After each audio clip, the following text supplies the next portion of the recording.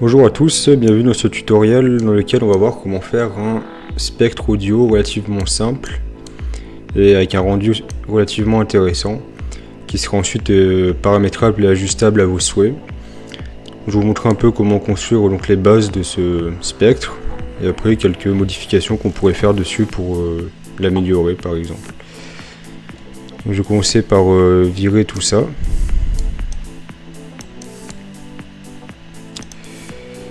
Voilà, on va le mettre dans un composant à part et on va repartir de zéro. Pour commencer, je vais prendre un fichier audio. On peut aussi utiliser le micro pour avoir un rendu en temps réel de ma voix par exemple.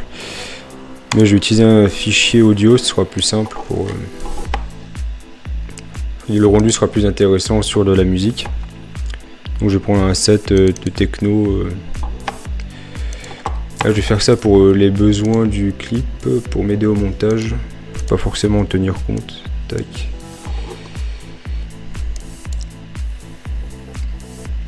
Ok. Donc là on a donc le fichier audio avec le signal audio. Donc ce qu'on va faire, c'est qu'on va rassembler les deux signaux left et right pour en faire qu'un seul. Ce sera plus pratique ensuite pour l'analyser. Donc pour ça on va juste ajouter les deux channels. Voilà. Ensuite on va utiliser un audio spectrum qui se trouve ici pour obtenir le spectre audio du signal. Sauf que l'audio spectrum il y a une particularité, c'est que vous voyez qu'il est sur 31 samples, mais en réalité il y a bien plus que 31 points sur la courbe, parce qu'en fait le rate n'est pas ajusté. Du coup, pour l'ajuster et pouvoir le moduler facilement, on va utiliser un resample shop. Voilà, comme ça. Donc ce qu'on va faire, c'est qu'on va virer le time slice et on va faire new rate, new interval. C'est quelque chose qui est pratique à savoir parce que j'ai longtemps cherché comment faire ça. Donc là, et il faut mettre en sample ici. Donc là, du coup, on va pouvoir ajuster le nombre de samples qui sont utilisés pour notre spectre. On va dire une vingtaine par exemple. Et donc ensuite,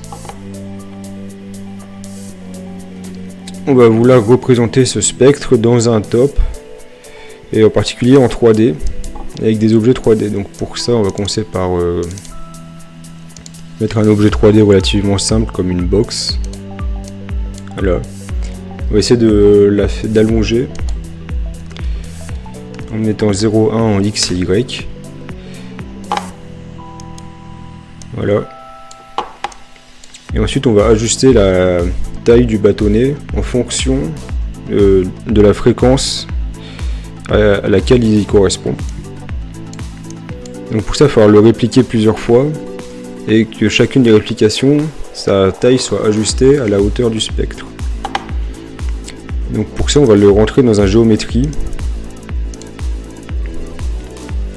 qui permet donc de représenter un objet en 3D dans un espace qui sera ensuite réutilisable pour le filmer et donc le représenter dans un top pour l'avoir sous un format image. Donc pour commencer, il faut mettre une caméra pour qu'elle puisse observer l'objet et on va mettre une lumière pour éclairer l'objet. Voilà. Et on va utiliser un render top qui permet donc de représenter ce que voit la caméra. Et je vais le mettre en 1280 x 1280 pour que ce soit plus visible pour le tutoriel, c'est pour mes propres besoins. Je vais représenter ça sur mon deuxième écran. Voilà. Donc là on n'a qu'un seul bâton qui bouge pas beaucoup, c'est pas très intéressant. Ce qu'on va faire, c'est qu'on va vouloir le répliquer plusieurs fois et donc créer plusieurs instantiations de ce bâton. Et pour ça il y a la catégorie, il y a la page instance dans le géométrie. Il faut activer l'instancing sur on. Là on va pouvoir ajuster tout ce qu'il nous faut. Donc déjà il faudra répliquer plusieurs bâtons. Donc pour ça on va créer une pattern qui va représenter donc les positions en X des bâtons. Ce qu'il faut c'est que la position soit... il y a autant de positions que de tailles. Sinon ça va être problématique. Et de toute façon il le dira si ça marche pas. Ça veut dire que la longueur de notre pattern c'est la même que le resample. On va faire OP de resample 1. Et il y a la propriété numSamples qui permet de récupérer donc le nombre de samples qui est utilisé dans ce shop là. Donc là on a les deux qui font 21 de long. Enfin 20 vu que ça commence à 1. Je vais faire un peu d'espace. Voilà. Et aussi si vous voulez entendre le son, vous pouvez mettre un audio device out. Voilà. Qui vous permettra donc d'entendre le son en même temps que... Moi j'ai pas utilisé. Parce que sinon ça va prendre sur le micro. Donc là on a nos deux. Donc ce qu'on veut c'est que ce soit linéaire. Donc on va utiliser une rampe. Voilà.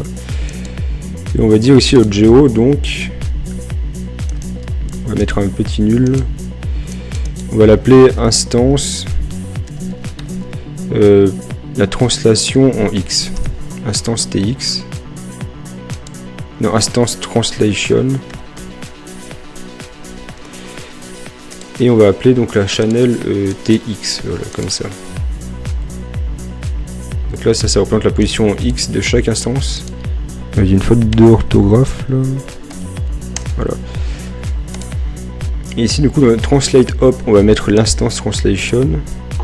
Et dans le TX, on va mettre du coup le nom de la channel dans cet opérateur qui correspond à la translation en X, donc TX. Donc là, ça va l'instancier plusieurs fois, mais on peut voir qu'ils sont tous collés les uns à côté des autres. Et parce qu'ils font 0.1 de large, il y en a 20 qui sont représentés avec un seul d'écart, du coup ils se marchent dessus. Donc là, ce qu'on peut faire, c'est augmenter l'amplitude de la rampe, voilà, comme ça. Et on peut modifier l'offset aussi, pour que ce soit plus centré. Donc pour que ce soit centré, on va dire que l'offset, c'est moins la moitié de l'amplitude. On récupère le paramètre de notre propre opérateur. Et je crois que c'est amp. Voilà. Si vous n'êtes pas sûr, c'est écrit là en fait, le nom du paramètre. Et on va diviser par 2 du coup pour que ce soit la moitié et que ce soit bien centré. Comme ça on peut bien ajuster. On va mettre un écart comme ça paraît pas mal. Un truc rond 2.5. Donc là, on a bien nos 20 bâtonnets qui sont représentés. Ce qu'on veut maintenant, c'est adapter la taille de chaque bâtonnet en fonction de son spectre à sa position respective. Donc pour ça, on va renommer la chan 1. Dire que ça représente la size en Y. Voilà. Et on va mettre dans un nul qu'on va appeler instance size. Du coup, on va représenter dans le G1, on va dire le scale up, c'est instance size. Et ça, la taille en Y, du coup, c'est SY. Et là, on peut voir donc que le spectre, que chaque bâtonnet fait bien la bonne taille par rapport au spectre donné. Donc là, par exemple, je vais vous montrer si vous utilisez le micro, par exemple, à la place d'un fichier. Là.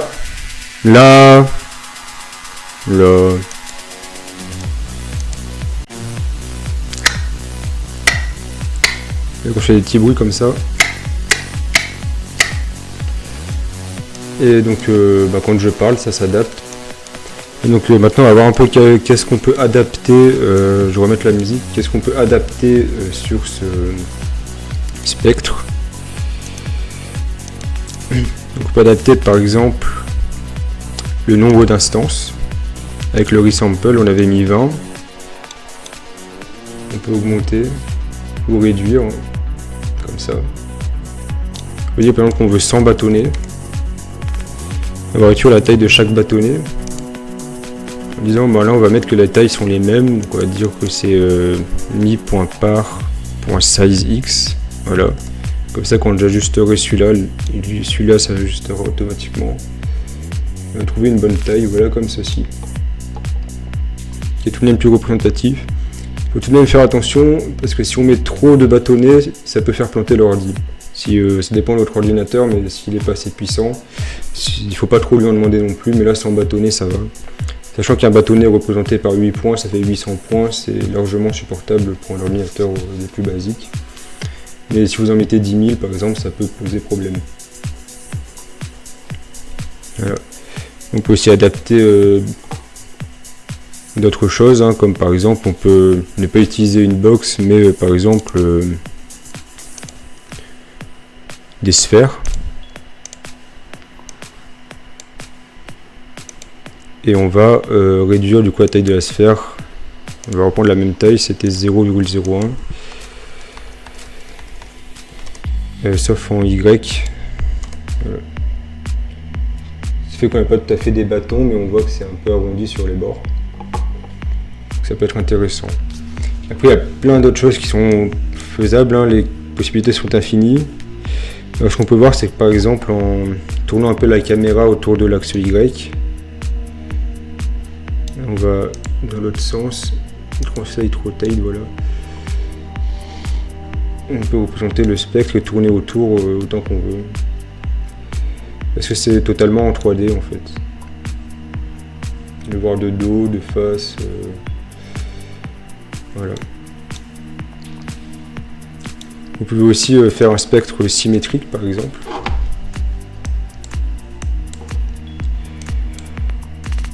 On peut prendre le resample. Je vais reculer ça. Place du resample, on peut mettre par exemple un stretch qui propose d'inverser l'intervalle. Donc tout ce qui est là, c'est mis à l'envers ici. Donc le point de gauche là, il est à droite ici, etc. Et on peut ajouter les deux par un mat.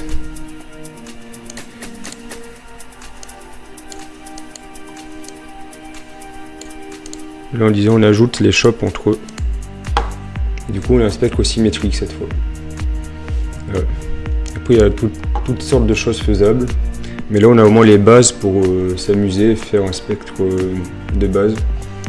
Et après, on peut aussi s'amuser à faire, non pas un spectre linéaire, mais circulaire, par exemple.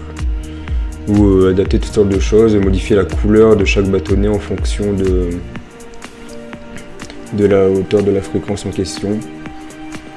Après, je vous laisse faire comme vous le souhaitez. Vous avez au moins les bases pour faire un spectre des plus simples. Je faisais des questions ou des remarques, n'hésitez pas à me les passer en commentaire. N'hésitez pas à liker si vous avez aimé ou à vous abonner si ça vous a plu. Et si vous voulez d'autres tutoriels. Et je vous souhaite donc à la semaine prochaine. Et amusez-vous bien sur Touch Designer. Bye.